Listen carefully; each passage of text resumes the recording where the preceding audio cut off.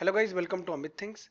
In this video we will see how we can fix such errors like failed to connect to MySQL, the bad handshake error. This is basically known as. Here it is, you can see somewhat such errors while starting MySQL Workbench after installing MySQL. So I am getting some comments regarding this. Here you can see guys, bad handshake issue and many other like failed to connect to MySQL I am getting a lot. So guys, this is basically like your database is not supported or maybe a GUI issue. For that, the simplest solution is go to a new tab.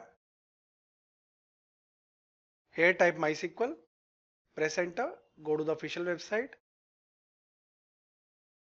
From here in guys, go to downloads.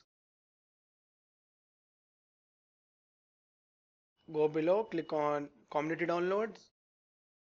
From here in, straight away click on MySQL Workbench because you have already installed this. For issues, click on MySQL Workbench. And here is the current version for Workbench.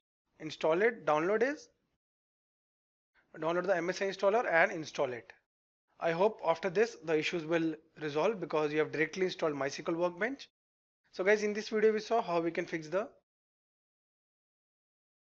bad handshake error